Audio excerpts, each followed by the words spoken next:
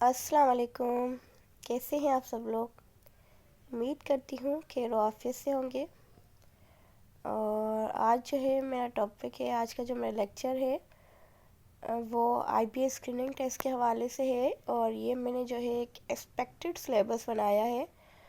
अभी आपको काफ़ी जगह से जो है इसके सिलेबस के बारे में पता चल रहा होगा कि आईबीए का सिलेबस ये है, लेकिन जो है ऑफिशियली कोई भी आईबीए के पेज पर अभी सिलेबस उनका अनाउंस नहीं हुआ। मे बी कि वो जब आपके फॉर्म सबमिट हो जाए, फॉर्म की डेट चली जाए, उसके बाद जो है वो कोई सिलेबस अनाउंस करें। तो ये तो एक अंदाजे से जो मैंने अपना सिलेबस बनाया है, जो मैं आप लोगों के साथ शेयर कर रही हूँ, ताकि आप लोग अभी से अपनी तैयारी शुरू कर दें। क्योंकि अक्सर जो है आईबीए वो इस तरीके के ही टेस्ट लेती है, जैसा कि मैंने आपको आज एक्सपेक्टेड सिलेबस बना कर दिखाया है। ठीक है, तो आइए जो है चलते हैं अपने सिलेबस की तरफ। अच्छा, उससे पहले कुछ लोगों ने मुझसे आज ये सवाल भी किया है कि स्क्रीनिंग टेस्ट कैसे होता है, कि हमें समझ नहीं आया कि स्क्रीनिंग टेस्ट क्या है, हम पहली बार टेस्ट दे रहे हैं। तो उनके लिए जो है स्क्रीनिंग टेस्ट जो है वो सिंपली जैसे एमसीक्यूज टेस्ट होता है आम हमारा, वही हमारा स्क्रीनिंग टेस्ट कहलाता है कि आपको एमसीक्यूज दिए जाएंगे 100, और वो आपको जो है वो करने होंगे सॉल्व। ठीक है, तो आइए चलते हैं आज के सिलेबस की तरफ। ठीक है, तो मेरा जो एक्सपेक्टेड है कि वो इंग्लिश में से जो है हमेशा एमसीक्यूज हमारे आते हैं, तो मैंने इंग्लिश के हिसाब से 20 एमसीक्यूज रखे हैं। जनरल मैथ, उसमें से भी आपके 20 एमसीक्यूज आते हैं। जनरल साइंस है, उसमें से भी 20 एमसीक्यूज आते हैं। जनरल नॉलेज है, इस्लामियात है और करंट अफेयर्स है। ठीक है, इसमें से भी आपके 20 एमसीक्यूज होते हैं। उसके अलावा बाकी बचा 20 एमसीक्यूज का, तो हो सकता है कि वो मुझे कंफर्म नहीं, कि आपको हो सकता है वो मदर टंग से भी दे दे, या इंटेलिजेंस जो आईक्यू लेवल के क्वेश्चन होते हैं वहाँ से भी आपको वो 20 एमसीक्यूज दे सकते हैं। वो तो जब आईबीए का सिलेबस आएगा तो इसके बारे में इंशाल्लाह मैं आपको कंफर्म करके ज़रूर वीडियो बनाऊंगी। तो इंग्लिश के हवाले से जो मैंने अपना सिलेबस लिखा है, जो मुझे लगता है कि हर टेस्ट में इंक्लूड होता है, वो मैं आप लोगों के साथ शेयर कर रही हूँ। इंग्लिश में जो है वो सिनोनियम हर टेस्ट में आते हैं। ठीक है, किसी भी तरीके का टेस्ट हो उसमें सिनोनियम ज़रूर आते हैं।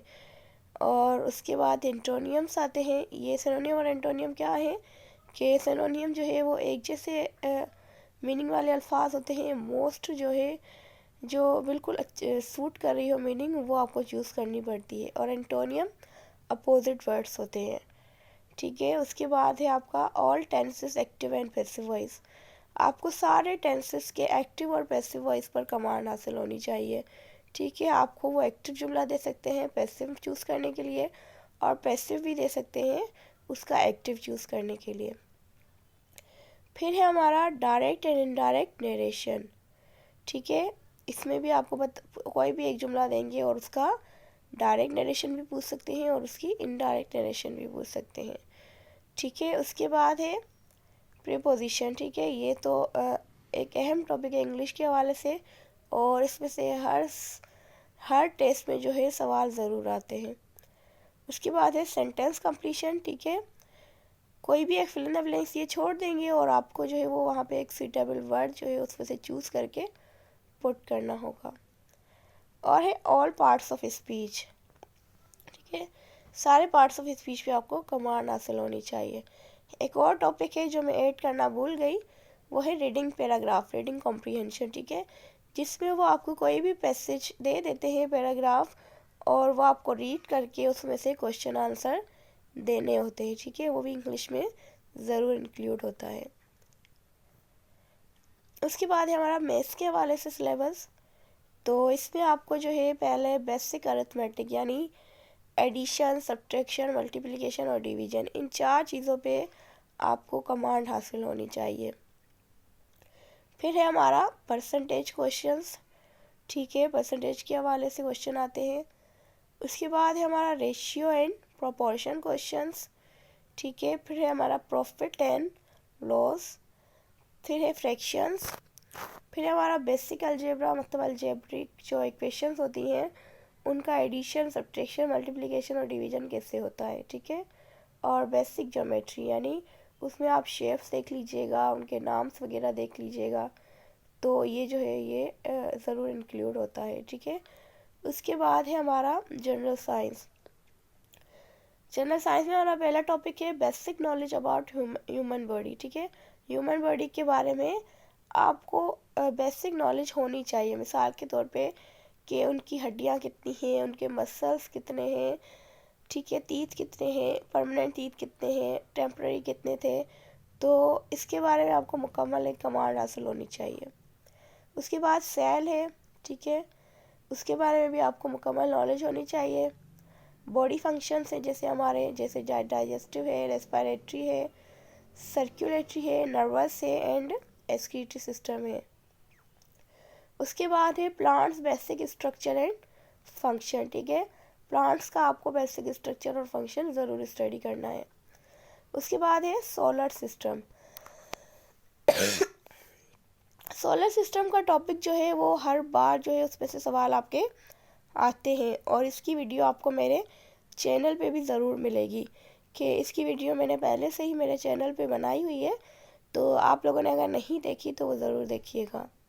उसके बाद है measuring tools and there uses, ठीक है। जो अहम टूल्स होते हैं कि फॉर एग्ज़ाम्पल स्टेथोस्कोप है, ये किसके लिए इस्तेमाल होता है, ठीक है, या ब्लड प्रेशर नापने के लिए कौन सा इंस्ट्रूमेंट यूज़ होता है, तो इस तरीके के सवाल आते हैं। इस पर भी मेरी एक कंप्लीट वीडियो मेरे चैनल पर अवेलेबल है। उसके बाद है science branches name and their studies, ठीक है। साइंस ब्रांचेस नेम से क्या मकसद है कि मिसाल के तौर पे स्किन की स्टडी को क्या कहते हैं, फिशेस की स्टडी को क्या कहते हैं, बोन्स की स्टडी को क्या कहते हैं, तो इस तरीके के सवाल आपके इंक्लूड होते हैं टेस्ट में, तो इस पर भी मेरी वीडियो आपको मेरे चैनल पे मिलेगी, जो कि पहले से अवेलेबल है। उसके बाद है यूनिट्स ऑफ मेजरमेंट, जैसे फिज़िक्स में हमारे यूनिट्स आ जाते हैं कि लेंथ कैसे नापी जाती है, टाइम कैसे नापा जाता है और मास कैसे नापा जाता है, तो ये सारे यूनिट्स आपको कवर करने हैं। उसके बाद है एटम, एलिमेंट्स एंड मॉलिक्यूल्स, ठीक है। इनके बारे में आपको पता होना चाहिए, एटम क्या होते हैं, एलिमेंट्स और मॉलिक्यूल्स क्या होते हैं। इन्वायरमेंट के बारे में थोड़ा पढ़ना है आपको। फिर फूड चेन है कि फूड चेन में कौन कौन से जानदार आते हैं, प्रोड्यूसर, कंज्यूमर और डिकम्पोज़र, ये, और फिर डिकम्पोज़र कौन कौन से हैं, हर्बीवोर्स, कार्निवोर्स, तो ये सारे आपको फूड चेन में कवर करने हैं। फिर है एनर्जी एंड इट्स फॉर्म्स, ठीक है। एनर्जी क्या है और उसकी कितनी अक़साम है और कौन कौन सी है, ठीक है, उनकी डेफिनेशन जो है वो आपको पता होनी चाहिए। एलिमेंट्स एंड देयर सिंबल्स, ठीक है, जैसे केमिस्ट्री में हमारे एलिमेंट्स होते हैं, कार्बन है, ऑक्सीजन है, सल्फ़र है, इनको कौन से सिंबल से शो किया जाता है। मिसाल के तौर पे सोडियम है, तो हम उसको कौन से सिंबल से शो करते हैं, उसको हम Na से शो करते हैं। फिर हमारा कॉमन मॉलिक्यूल्स फार्मूलाज, ठीक है, कि कॉमन जो हमारे मॉलिक्यूल्स हैं इर्द गिर्द उनके फार्मूलाज क्या हैं। मिसाल के तौर पे पानी का फार्मूला क्या है, ग्लूकोज का फार्मूला क्या है, तो इस तरीके के सवाल भी आपके टेस्ट में आते हैं। फिर है हमारा जनरल नॉलेज सिलेबस, ठीक है।